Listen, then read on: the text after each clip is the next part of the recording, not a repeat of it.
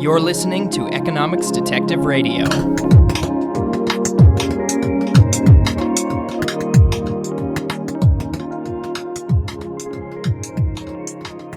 My guest today is Zachary Greenberg of the Foundation for Individual Rights in Education.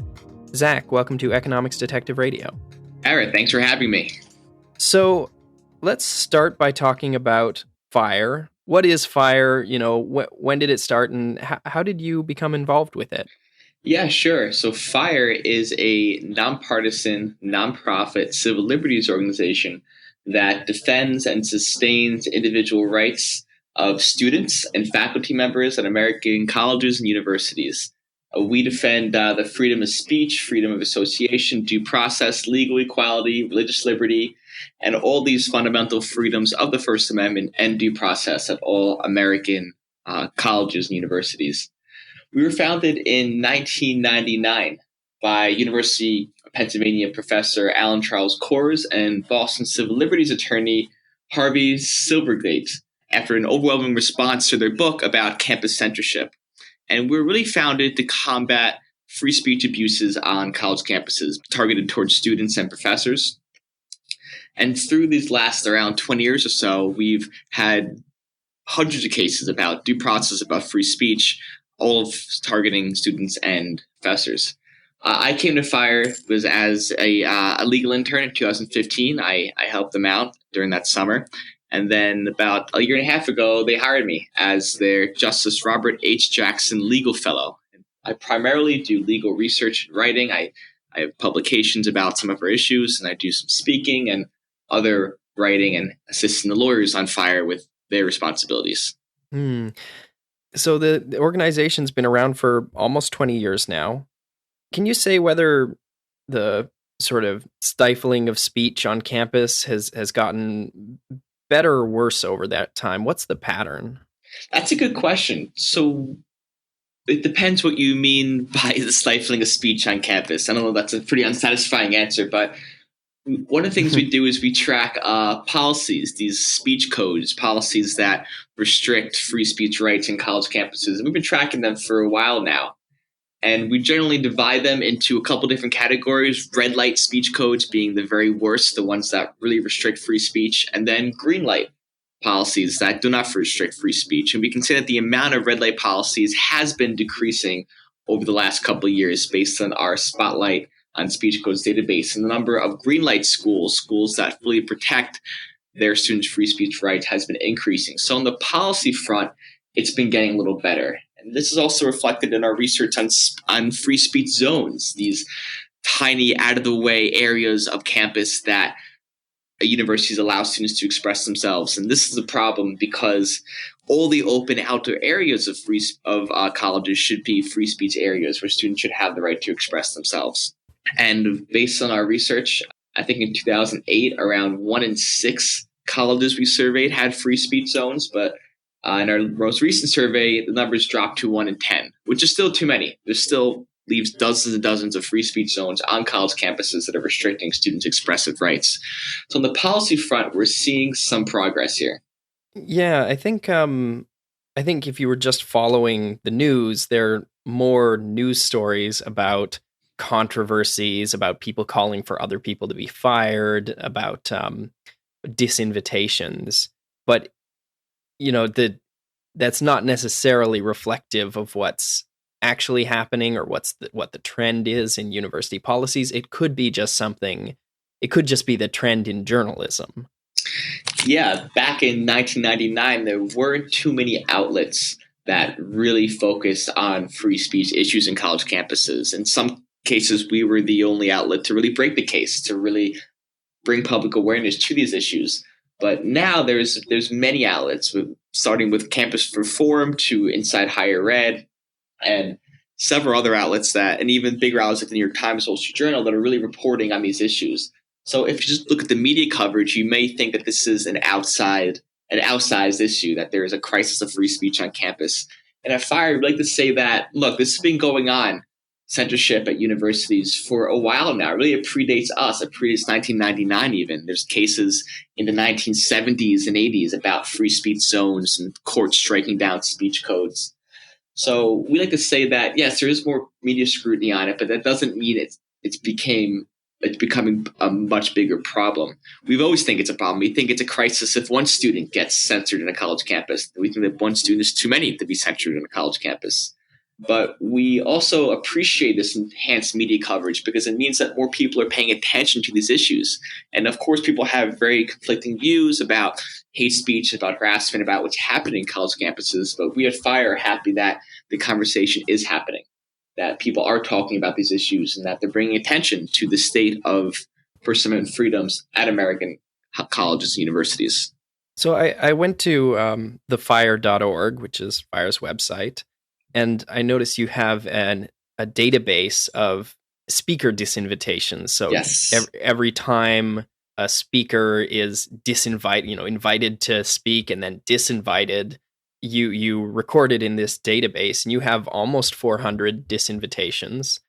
And interestingly, you record whether the people doing the disinviting are doing it because they disagree from the left or from the right of the speaker, and you record the reasons why. So I thought it was interesting because a lot of people, there's sort of a narrative that free speech on campus is like a special right for right-wingers, that that it's mainly used to protect people on the radical right so they can say offensive things or something, like depending on which perspective you have, so they can say hard truths or offensive lies. It depends, on what you think about them, but but I noticed this database has over 100 cases of people being disinvited because they're too far to the left. Yeah, one of the biggest points about our database that we try to impress upon people, and really about free speech generally, is that censorship is unfortunately a bipartisan issue. People have been censoring each other and disinviting speakers from college campuses from both the left and the right from as far as we've been tracking them. And the disinvitation database is interesting because you can see the range of speakers that have been disinvited or tried to be disinvited, from Condoleezza Rice to Mal Yiannopoulos to a host of intellectual and political luminaries on this list, and seemingly for all sorts of reasons, based on their current controversies, based on what they said 10, 15 years ago.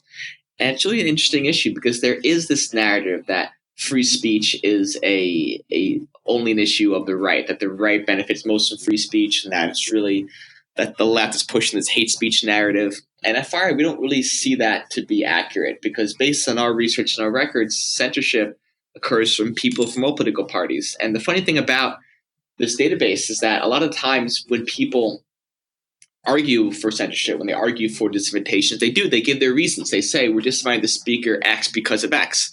And while we respect that, we respect them disclosing their beliefs and their views, it displays a severe amount of arrogance and anti-intellectualism when a student group or an outside organization refuses to hear a speaker on a college campus, refuses to even hear what they have to say, refuses to go up to them after the speech and question them, engage in a question and answer period after the talk, which is really what education is all about. I mean, even if you have nothing in common with the speaker, even if you completely disagree with the speaker wholeheartedly, at the very least, you should go there to maybe see some counter arguments to understand what the other side is saying.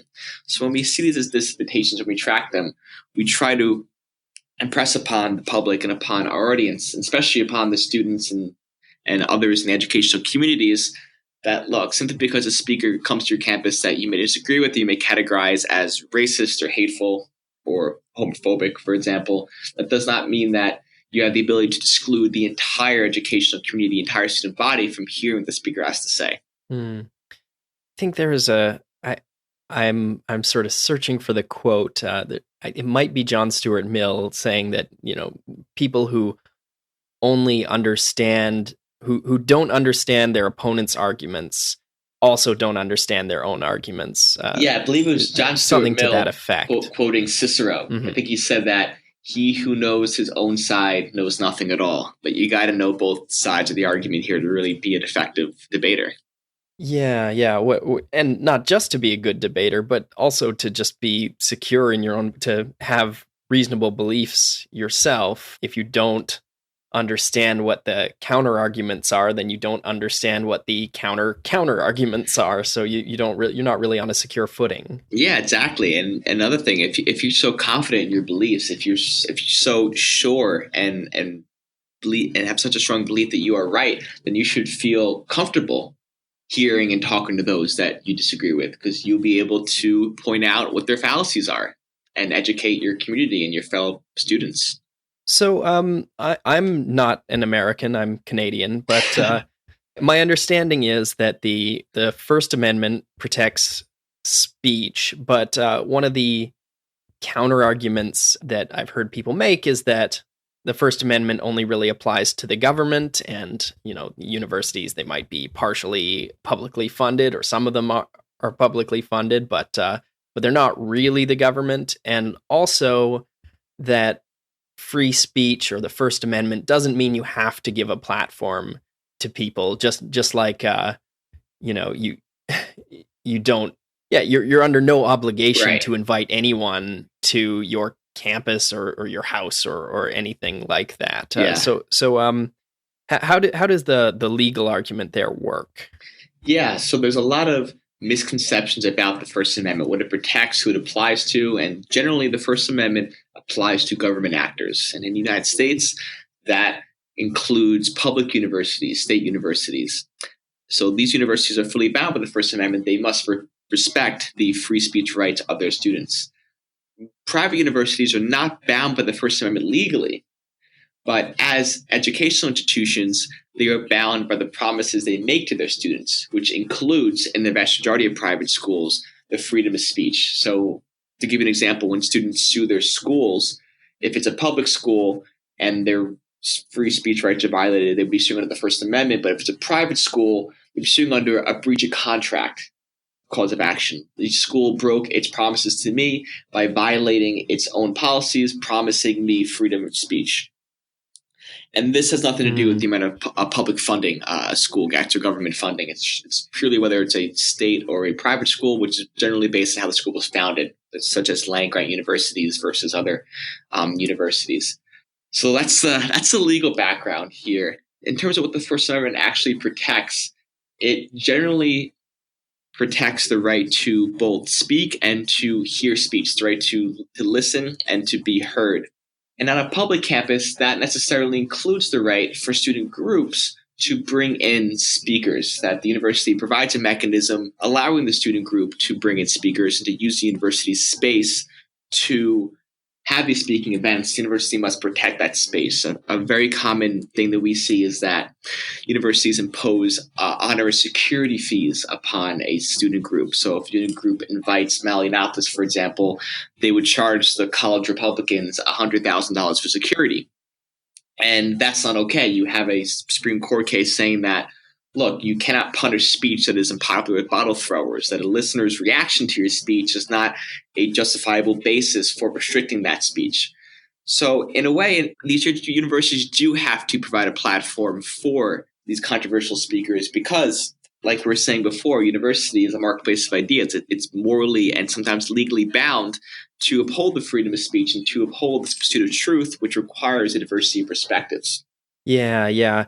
I think the part that appeals to me is more, it's really important to have a part of society, a place in society where people can discuss unpopular ideas that are outside the Overton window, and can voice things freely without being at risk of being attacked themselves, and just so that we can have a good society, and so we can question when maybe we are doing something wrong, or when our dominant ideas could be incorrect or bad for other reasons, and also when our dominant ideas are correct, we can understand why they're correct better by hearing the counter arguments.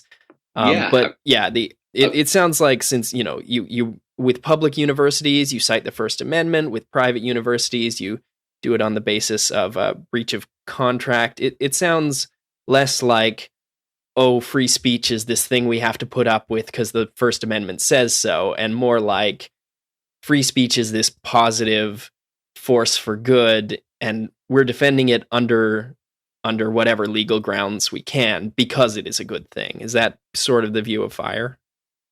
I guess the view of FIRE in this regard is that we see litigation, we see these legal arguments as arguments of last resort, that if we can, the best course here is to convince universities to see the light, to really understand why free speech is worth defending. Because, look, if you don't have a culture of free speech on campus, if there's no culture of seeking out those you disagree with, but of not demonizing those that have opposed opinions to you, of hearing out those who may have offensive views, if there's no culture of this, all the policies and all the lawsuits and all the laws in the world aren't going to change anything. The people on the ground, students and professors, the administrators, they need to understand why free speech is important. So a lot of our efforts here is about education and outreach, that we try to have a building of this culture on campus using our literature, using our blog posts. We host student conferences, we host faculty conferences. Our phone lines are always open for people to contact us if they want more information, or if administrators want to change their policies, for example. And so we really try to make the argument here that protecting the freedom of speech is good for the students who want to pursue their whatever passions that drive them. It's good for the university that wants the most rigorous type of academic discourse, which requires them to protect the full exchange of ideas. It's good for the professors who are trying to really pursue truth here and have the academic freedom to research and debate contentious ideas. It's really good for all parties involved. And when universities go down the slippery slope of punishing speech, say by excluding one speaker or kicking one group off campus or expelling one student for his views, you're really opening up a Pandora's box here, that the next time somebody calls for censorship, you have to accede to those demands. But when schools instead have a very strong policy statement and strong policies saying up front that, look, we're going to protect the free exchange of ideas. This may include ideas that may be hateful or offensive because we believe that as a society and as a school, we benefit from this. That's the goal here, is to really bring the institutions behind these principles and to avoid future controversies about freedom of speech, which happens when universities have weak policies and weak leaders that cave to the demands of censorship. Hmm. Do you have any favorite cases, any particularly interesting or emblematic ones that where the FIRE has defended someone's free speech rights? Yeah, there's two cases in particular that I like to bring up, both fairly recent. Just earlier this year in Joliet Junior College in California, there was a student who was passing out anti-capitalist literature. So you saw a libertarian group on campus, and she was passing out flyers saying "Dump capitalism." And she was detained by the police of this university, this public university, and told that she needed special permission to pass out the flyers, and it was outside the free speech zone. And we got involved with that case, and we litigated it. And based on our efforts, we reformed policies that affect over 30,000 students in that district. And likewise, a couple of years ago, we had a similar case at Blinn College in Texas, where a student was advocating for pro-gun rights legislation. She wanted to protect gun rights, Second Amendment rights, against gun control as part of her Young Americans for Liberty chapter. And she was also told she needed special permission to pass out flyers on her public campus. And the same result, we litigated the case, we changed the policies affecting over 17,000 students. And I bring these cases up because these are two very different viewpoints here. We have a pro-socialist communist student advocating for her ideas, and then we have a pro-liberty student advocating for her ideas regarding gun control. And I think this really shows what free speech is, because it shows that this is a bipartisan issue. This issue transcends political boundaries here, that students of all stars and stripes have been censored on college campus for arguing pro and against almost every single controversial issue you can imagine in today's day and age.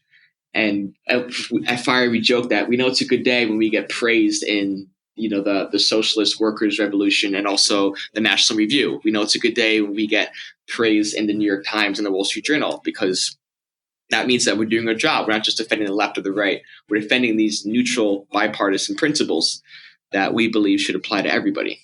Yeah. It's very clear to me and it's very clear from your website that one, this is a bipartisan issue, and two, you're a bipartisan group. But it's funny. You probably also have days where you get criticized by the left and the right as being, from the opposite side, just defending their rights. Yeah, we see the free speech for me, but not for the viewpoint. And we see this as very short-sighted because, we play a long game here. That the students that you try, the laws and the policies you use to kick off from campus your ideological adversaries will in turn be used against you and your group in the future. I mean, these students, they cycle in and out of college, but the administrators are there for the long term usually. And so when we see students call for bans on hate speech, for example, or these very overbroad, big harassment policies, yeah, maybe today they're good because they kick off the evil college Republicans group, for example. But in a couple years from now, they could be used to kick off Antifa or Black Lives Matter or just another group that happens to draw the ire of the speech police. So we urge students, we urge administrators to see the big picture here, to think a couple steps ahead and really understand that by protecting your adversary's rights, you're also protecting your own. Yeah, in the modern context, we when one side takes power, they don't kill all of their political opponents. Although, like in many times in places throughout history, that has been just what you did when you took power. You just eliminated opposition in often brutal and violent fashion.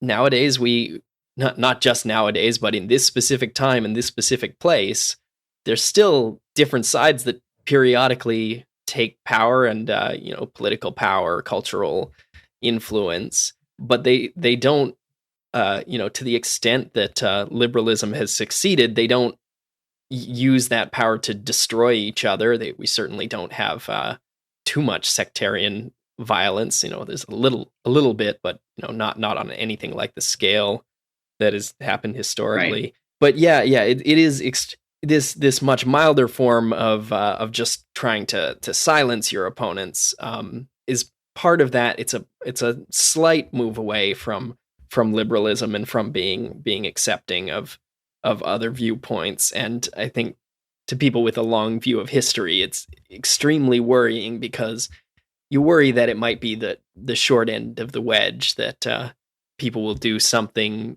even worse than just disinviting a speaker if it becomes the norm to use any means necessary to silence views you don't agree with. Right.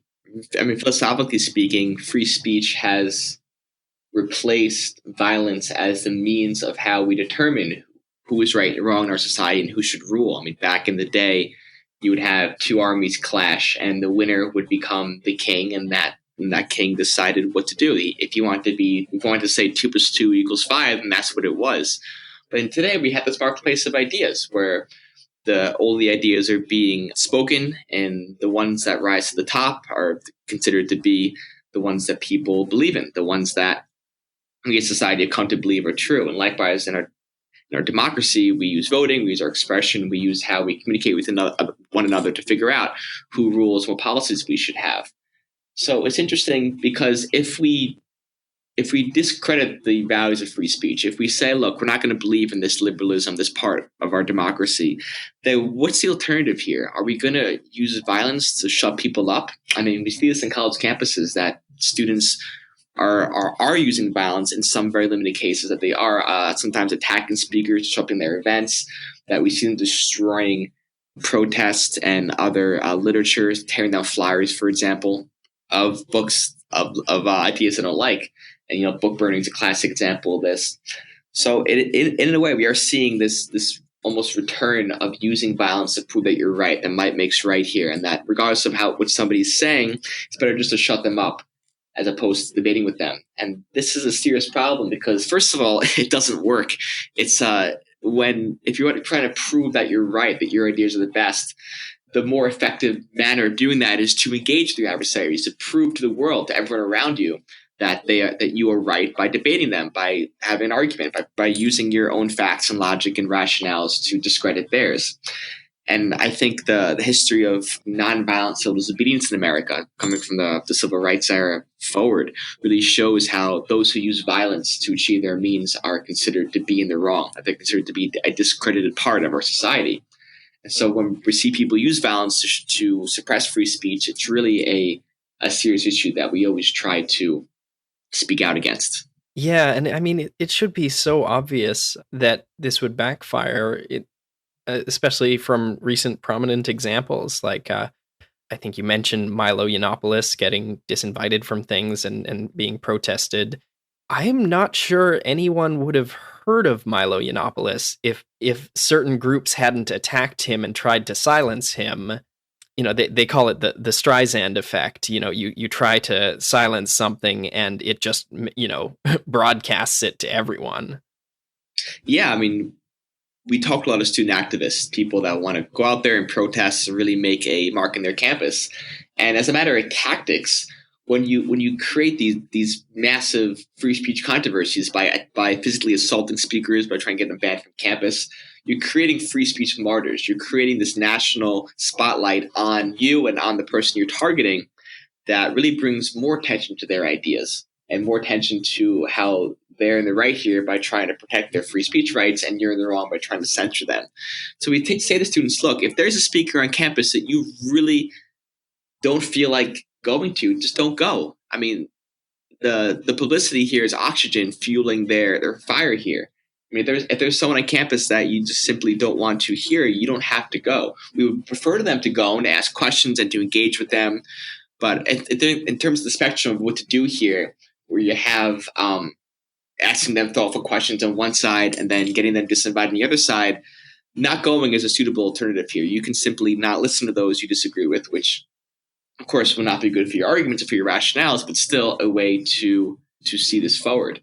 And like you said, the Streisand effect, we see this with universities a lot, that when they censor their students, they create this big controversy that we get involved, national media gets involved, and they really make this issue a huge part of our discourse. And if a university wants to avoid embarrassment, or want to avoid negative publicity as an institution, want to preserve their institutional reputation, the best thing they can do is simply protect their free speech rights, have good policies and procedures in place, and have a strong stance saying that, look, we're going to protect free speech and we're not going to cave to these demands of censorship and cause this national controversy because we decided to engage in viewpoint discrimination.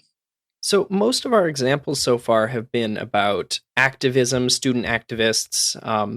I'm wondering, has FIRE dealt with cases of professors being attacked for not just for random statements, but specifically for things related to their research? Because I think a lot of people would feel that the debates on campus between student activists, et cetera, are fairly low stakes, but when you silence or put a damper on certain lines of academic research, then you're really likely to have a bigger effect, because this research is potentially very important. Yeah, we see professors, especially those researching the controversial issues such as global warming, climate change, fracking in some cases. We see them sometimes cave to the demands of government, of state legislatures, to punish their professors, that these universities try to stifle their research and tell them that, look, you can do whatever you want, you have academic freedom, but don't talk about this, don't talk about that, or don't publish research, for example, on these issues. And that's incredibly problematic, because these academics should have the full reign to research, debate, and discuss issues without interference from whether it's those from inside the community, such as the student government, or from the university, and those from outside, so state legislatures. If you look at the history of academic freedom in America, you have a long line of decisions regarding the government trying to purge universities of communists, people with alleged communist ties, I should say. You have universities trying to ostracize people based on their political party and their views. And we see this happening even today, that professors that are associated with the alt-right, possibly, or the Koch Institute, or the Antifa groups are being singled out and censored in college and really punished by the universities for their expression. And what we try to tell these colleges is, look, professors have free speech rights too. They have academic freedom protections that the university promises to them, even sometimes in their employment contracts, guaranteeing the professor tenure and only allowing the professor to be fired for cause. And if you think about it, the professor's job really is to push the boundaries of academic discourse. It's to really delve into these controversial issues and really say statements that many people might find to be offensive. I mean, sometimes these are just scientists who are like, look, if the facts about fracking or climate change don't line up with those of businesses or those of powerful legislatures, the university has an obligation to protect its professors against these pressures from outside parties to censor their research. And it's really problematic because we're talking about the pursuit of truth here. We're talking about science and protecting the right of professors to engage and really delve into these topics. And when universities fail to protect the academic freedom rights of their professors, it sends a very chilling message to the remainder of the college community that, look, it tells them that, look, if you step out of line, if you say the wrong thing, if you insult the wrong people, and we will not do that, because as an institution, we will rather appease the powerful than protect the rights of our own employees, our own professors. And that's incredibly problematic. Yeah, the whole tenure system is justified on the basis of protecting unpopular viewpoints.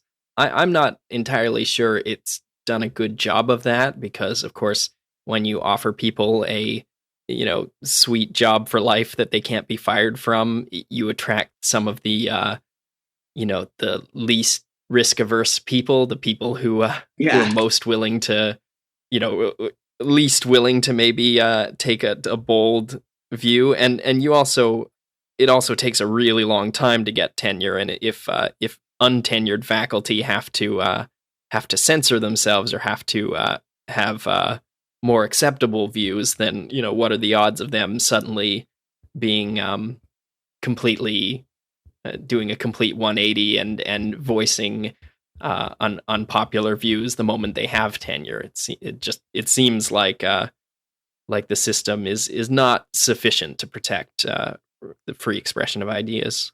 Yeah, and even within the university's faculty, we always try to impress upon universities that it's beneficial to have a diversity of viewpoints in the department. It's not really good for the students for the university if your entire philosophy department thinks the same way, or they have the same political viewpoints. It's good to have that diversity of perspectives in terms of not just teaching the students, but also in terms of reviewing the manuscripts the faculty produce for publication and for the diversity of ideas on a university campus. So in that regard, we do see tenure as an important protection for academic freedom because it does require the university to really have a legitimate reason to fire the professors above and beyond simply disagreeing with their views.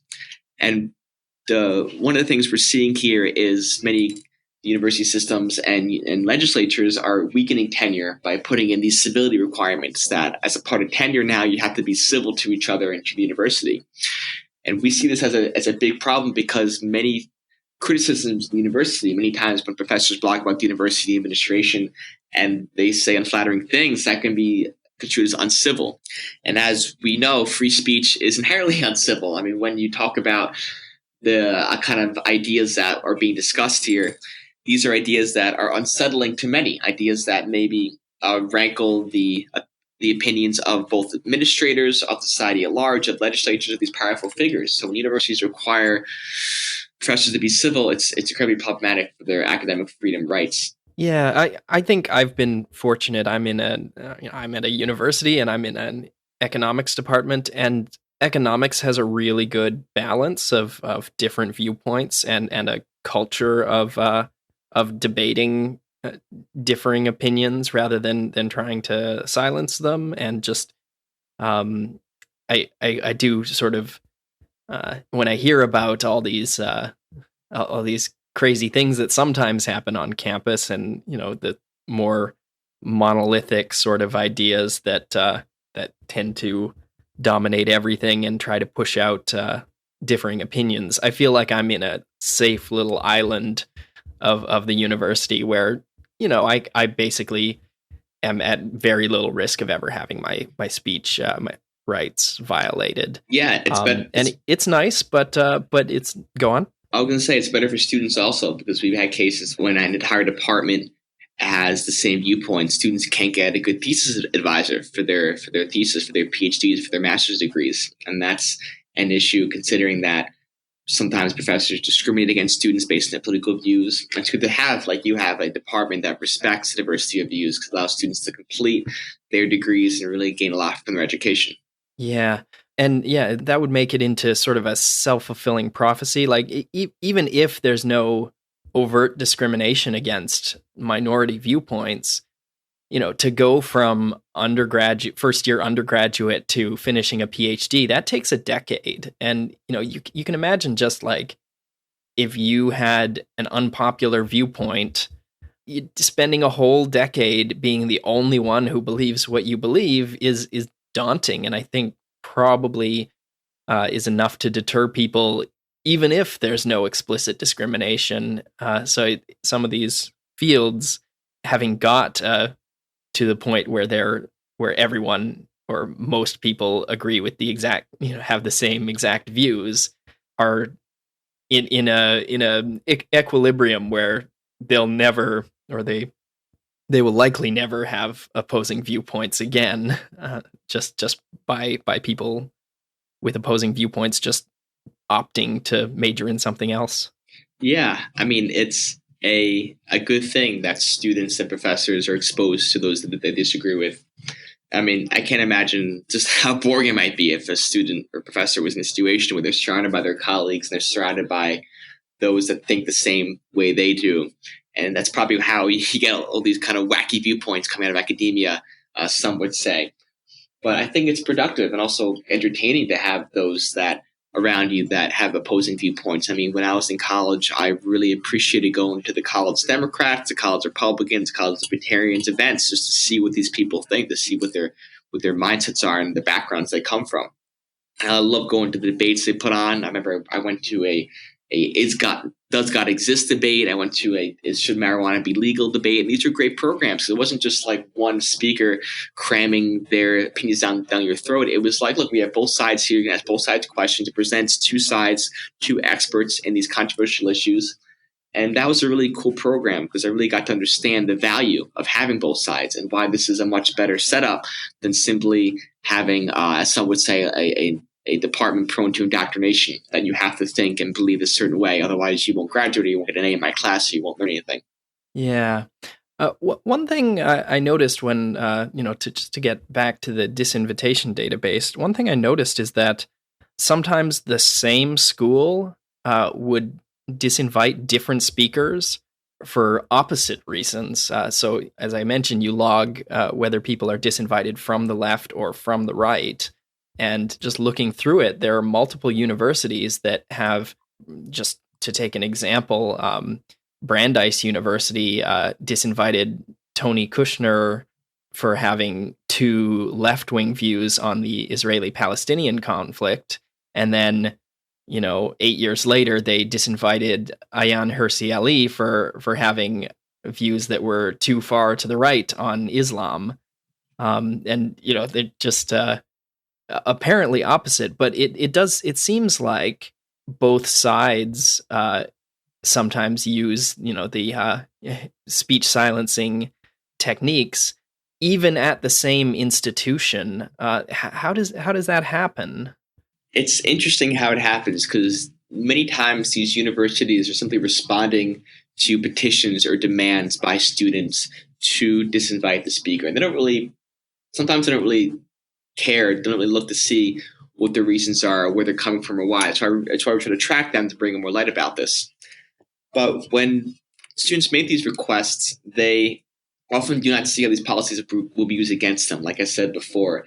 And when it comes to university responding to these requests, if university does not have a strong free speech statement or free speech culture, they're kind of like a reed in the wind here. They're just going to be swaying back and forth, censoring anyone that somebody puts pressure on to do so. So there's really no consistency in terms of what they censor many times. They can censor people regardless of what they believe in, pretty much based on the anticipated reaction of the speech. And that's problematic in our perspective, because if a university considers the listener's reaction to his speech when they determine whether to disinvite them or not, it creates incentives for students to protest, to cause violence, to really make a big ruckus about speakers in the hopes that by causing this amount of chaos, the university will disinvite them. And it encourages rabble rousers, encourages violence, and encourages those who seek to disrupt the speakers to continue doing so. I think in a blog that I wrote a while ago, we wrote that when universities reward the bottle throwers by punishing the speaker, you only create less speakers and more bottle throwers. And here, universities, by continuing to disinvite speakers, you're creating more bottle throwers. You're creating more incentive for those to disrupt speeches and use violence into their own words, in the hopes that by creating this ruckus, they provide a baseline for the university to in the future say, look, this is unsafe. We can't do this. We're going to censor the speaker. Yeah. I just want to make a correction. Your database has a correction to myself. That is, it has disinvitations and disinvitation attempts. So to be clear, Tony Kushner, people attempted to disinvite, but he was not actually disinvited. Ayaan Hirsi Ali was actually disinvited from Brandeis. So there are different levels. Sometimes the disinvitations are successful, and sometimes they're just attempted. Yeah, we keep track of which ones are successful, which ones the university caves to. And we look at that in our database to analyze what kinds of speech are being censored, who's creating the censorship, and exactly why universities are caving to some demands, not to other demands. There was a point that Jonathan Haidt made about some of the problems with anti-speech student activism, on campus, and especially on elite campuses. And he made the point that the way the admission system works, it really incentivizes and selects for radical sort of activist types. If you're applying to Harvard and you have a perfect GPA, well, they have more applications with perfect GPAs than they have seats. Right. So that's not sufficient. And the way people signal and the way people write their application essays and make the case for themselves is by engaging in as much activism as possible in high school, saying, I campaigned for this thing, and I started a rally to do this. And now, having aggressively selected for this sort of behavior, now especially having aggressively selected for anti-authoritarian or anti-authority activism, now the universities themselves are the authorities, and many of the students now may see the administration as the enemy, and tend to, you get a bunch of protesters in one place, and they're going to find something to protest about. Yeah, it's somewhat ironic that many of the students that come to universities trying to do good in the world, trying to protest the powers that be, when are protesting the same administration that let them in to the university for that very reason. I think that's what Jonathan Haidt is talking about here. We see this very often with hate speech bans, advocates for hate speech bans, that look, many times when you're protesting against hate speech, you're also protesting against university power structure. That because the police officers are racist, because there's racist flyers everywhere, because there's this atmosphere at this other university created by the administration of hostile minority voices, we need a law or policy banning hate speech. And this is deeply ironic to me, because what you're doing is you're accusing the university power structure of being hostile to minority voices. Therefore, the solution to this problem is to give the university more power to silence minority voices. Because, as we know, when you ban hate speech, these policies are often used against marginalized voices. So it's a bit ironic, it's a bit contradictory, and it is something that we try to point out to people that advocate for hate speech bans, that look, these students are not too weak to live with freedom, that we believe students have the ability to understand hateful speech and combat it with their own speech, not violence or censorship. So while we always like to see students protest and like to see students express themselves and be activists about their whatever views that they believe in, we even have an activist toolkit on our website that we encourage them to check out about how to effectively plan a protest and run a student group and do so non-violently and using your free speech rights. We do speak out against efforts to have universities adopt more speech codes.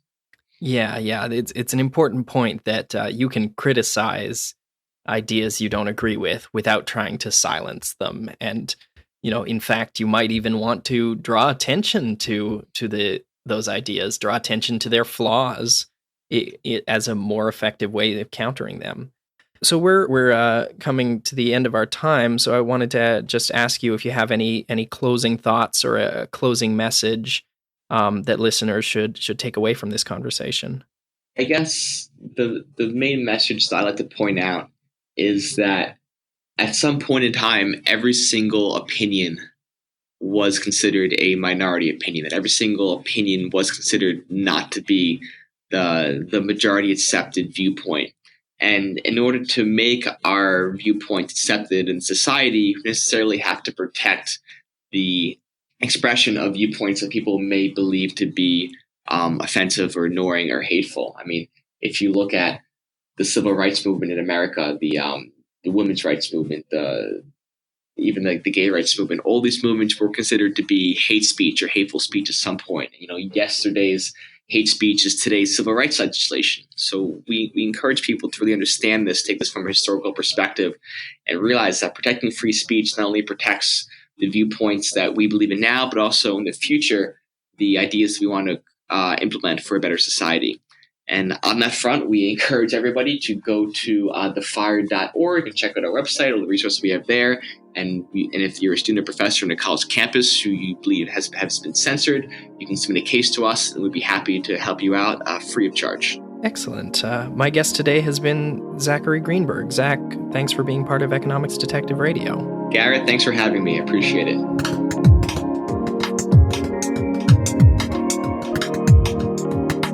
That concludes today's episode.